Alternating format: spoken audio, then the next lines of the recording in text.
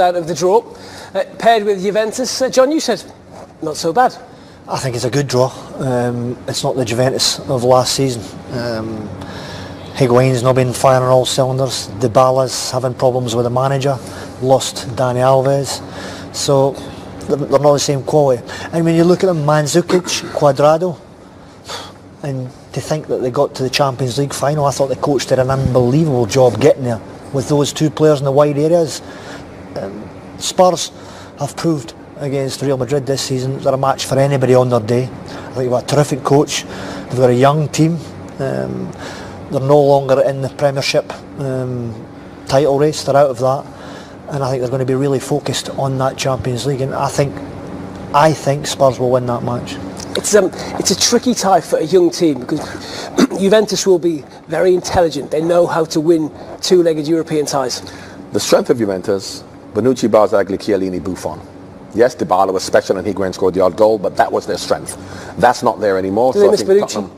Of course, they missed Bonucci, Barzagli, Chiellini. Yes, Bonucci by himself, as in the unit and the back, that experience that they actually have. Because Bonucci has gone to AC Milan and he's not doing anything much. Because individually they're not very great, but they're organised, they knew how to defend, and they knew they could have 20% possession and draw 0 or win 1-0. This is a different side. However, once again, we've got a long time to go, and you can see in the last month, apart from against Stoke, Spurs, now their inconsistency. Yes, they did it in the Champions League. How are they going to be performing in February? What's the harmony going to be like? Are the players going to be happy because they may want more money? Dele Alli, how is he going to perform because he's gone off it? So once again, had this draw been made a month ago, when everyone was saying how great Tottenham were, whereas now, until the Stoke game, we're saying the wheels have come off. So, put it this way. I think from Spurs there's much more to come. They can improve and they'll have to improve. I don't think Juventus necessarily improve. Juventus will be the way they are. So I agree with John. It's a decent tie. There are easier ties for Spurs, but I don't think they'll be unduly worried because they're playing Juventus. We'll continue this conversation in a moment. Let's just pop back over to Switzerland where we can get a reaction from the Madrid camp. I think we have one of the greatest goal scorers in Spanish football history waiting to speak to us. Knockout rounds of this competition.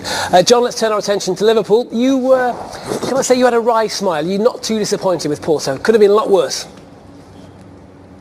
It could have been worse. However, I've always felt more confident when Liverpool have played the bigger teams because the bigger teams attack an open game. And as I've always said in the last 18 months, on a counter-attacking team or a team who wants to go head-to-head to play an open, expansive game, Liverpool are a team we don't want to play. So if they're playing against a team who are going to attack in numbers, leave space behind for Mane, Salah, Firmino, Coutinho, whereas Porto are strong defensively, they're physical, they're not going to come and play a particularly open game. So quietly confident, but would I have been happier had they even played a Bayern? I don't think I would have necessarily been, because I really believe when Liverpool play against the big teams, they have a better chance of winning because the game is much more open. We've always struggled when we play against teams who defend. Now, I don't think Porto will necessarily do that, but I think Porto defensively are quite strong, but we can't complain. It's a decent draw. I think it's a good draw. They'll be delighted. Everybody in Liverpool will be happy with that draw. Porto, it's one of the teams they'll be thinking, yeah, we've got a great chance of beating them over two legs. Porto they're good, they're well organised, they don't have any star names, but they finished second in the group. They beat my team twice comfortably. Monaco home and away, big and strong at the top of the pitch. 3 physical players, so it won't be easy. There's no easy games at this. Once teams get to this level, they're all difficult, but this is definitely one game or 2 games that Liverpool can win. You say there's no easy game, but is there anything to be particularly afraid of if you're Liverpool in that Porto side? Yeah. No. Yes, there is. Our back 4. Well, yeah. I'm only joking, but you look at the way we're defending at the moment. And when you come up against a team who can attack and have big players, but we can score goals. So defensively we have to improve. But come January, maybe we're going to get a player that who knows. Yep, if they get a new centre-half. I think they need a new central defender. They've talked about Virgil van Dijk for months now, but I think he'll be a perfect fit for Liverpool. And the one advantage, of course, someone like Van Dijk hasn't played European football. Exactly. Therefore, we're not allowed to talk about him. We may get in trouble.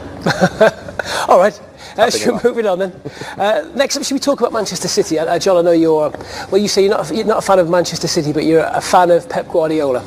And I'm a fan of the way he develops football players and teams, and how he entertains. He's what I call the perfect coach. He wants to win, but he wants to win in style. He wants to entertain, and I think when you manage big clubs with big budgets, big support, you've got an obligation to entertain. And every time I switch the telly on and watch Pep's teams, I'm enjoying what I'm watching. I'm seeing 1-2s, I'm seeing plays building up, I'm seeing chance after chance, I'm seeing players playing with freedom, I'm seeing his teams try to score one, then trying to get a second, third.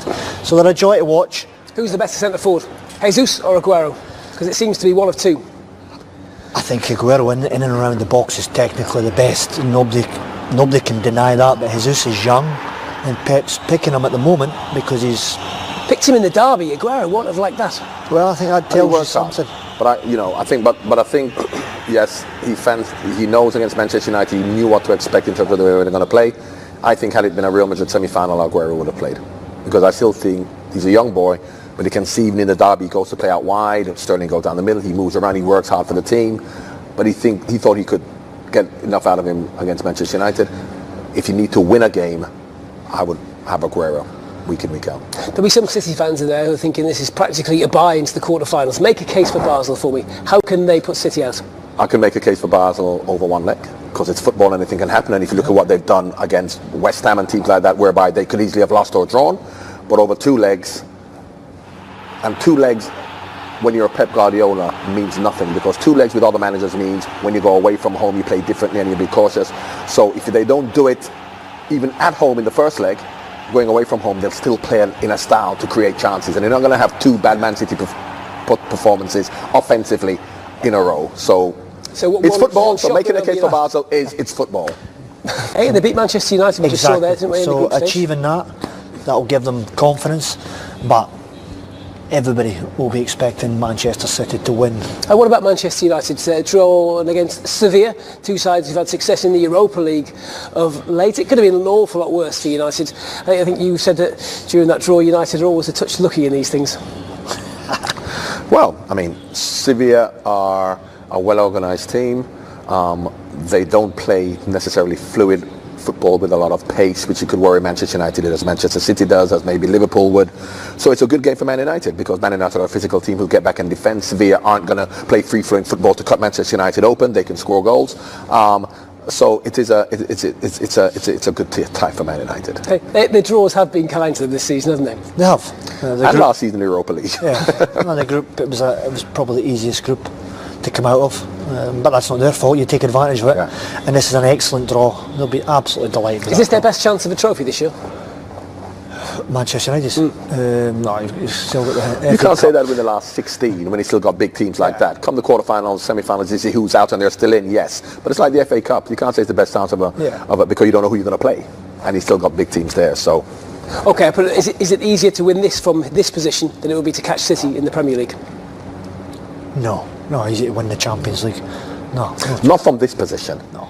You know, coming to the quarterfinals, you can see who you're going to play, and then if you beat them, then you got other teams. But in the last 16, when he's still talking about having, first of all, there's Paris Saint-Germain, there's Barcelona, there's Manchester City, to then say that this is, and cup matches, you can never tell who you're going to play, but it's going to be hard on both fronts. If you're a fan of Paris Saint-Germain, you're probably looking at Bayern Munich's draw and feeling a little bit aggrieved. PSG won the group and got Real Madrid. Bayern finished second and got Besiktas. It's the luck of the draw. I've just been very unlucky, PSG getting Real Madrid. That's the one they didn't want. And Bayern's delighted. Besiktas. That's the way it goes. Sometimes you get good draws, it falls kindly for you. Ultimately, what you need is a good performance. Both of them being in the same group is more unfortunate than the draw, because of course if Paris Saint-Germain finished second and Bayern won, it could have been the roles that could have been reversed, because we've seen some groups whereby there's one clear team who are much better than everybody else, who are going to win the group. Is this the one draw though where the team who's come in unseeded, i.e. finishing second in the groups, looks significantly better than the seeded team? You think Bayern will fancy Besiktas, won't they? Yeah, of course they would. But this is football. This is cup football, and ultimately the old adage: you've got to play everybody to win. As much as you'd like to play them further down the line, you're going to have to play them at some stage. So I'm giving them a big confidence boost if they can actually go through. Then obviously get Barcelona in the next round and Man City in the next round. One tie we haven't touched on yet, probably the tie with the least glamour in the round of 16, if that's not unkind. Shakhtar and Roma. Yep. Roma surprised everybody winning the group. Shakhtar did well, playing away from home. They're not even playing in their hometown, their home stadium, so it's credit to Shakhtar. What a great achievement that is. They're a good football team. They pass. It's never an easy place to go and get a result.